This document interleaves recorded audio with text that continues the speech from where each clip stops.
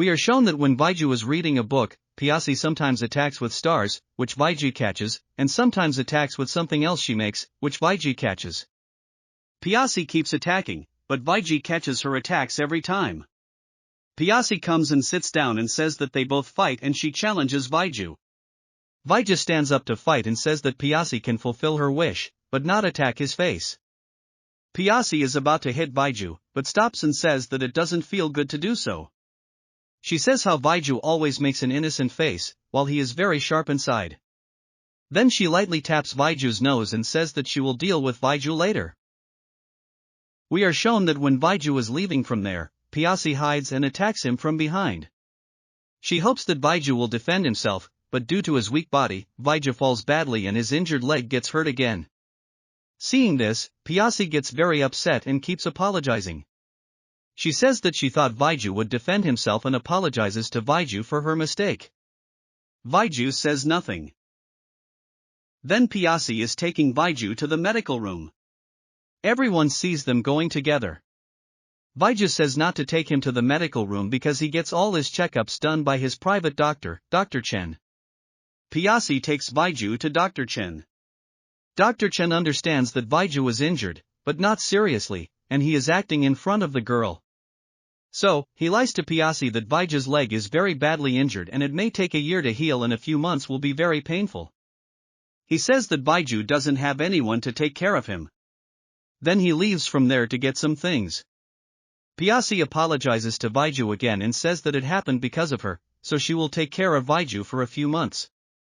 Vaiju is happy in his heart. Then he asks Pyasi for her mobile so that he can add her on WeChat. But when he sees Pyasi's DP, he says that it is not good according to her personality and she should change it. Pyasi makes a face and says not to talk too much because she likes this DP and will not change it. When she is about to leave from there, she meets Dr. Chen on the way, who tells her that this is the first time Vaiju has brought a girl here with him. He says that Pyasi is very special to Vaiju, otherwise he always stays alone. Pyasi says that there is nothing like that.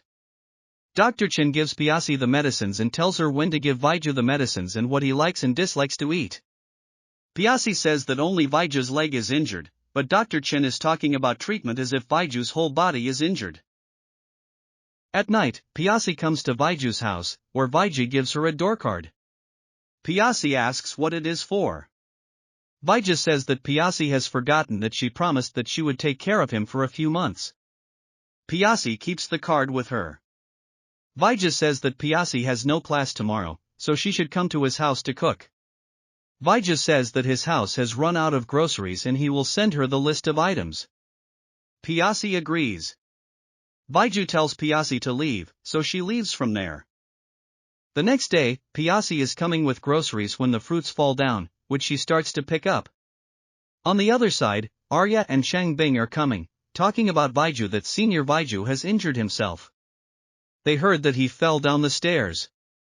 Chang Bing says that Senior Bai returned from the hospital yesterday and as soon as he came, Senior Vaiju injured himself. Just then, their eyes fall on Pyasi, who is picking up the fruits. They both help her.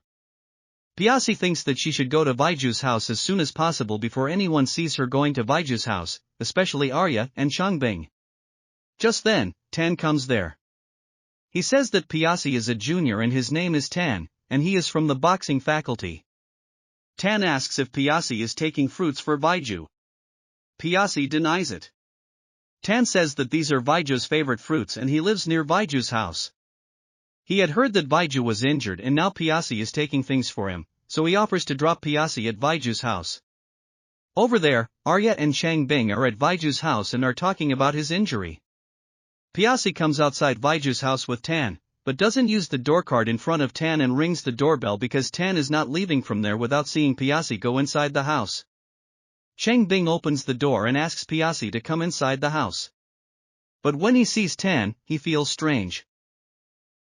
In the next scene, Pyasi is thinking that Arya and Chang Bing shouldn't see her going into Vaiju's house, but they both meet her right there and are surprised to see her at Vaiju's house.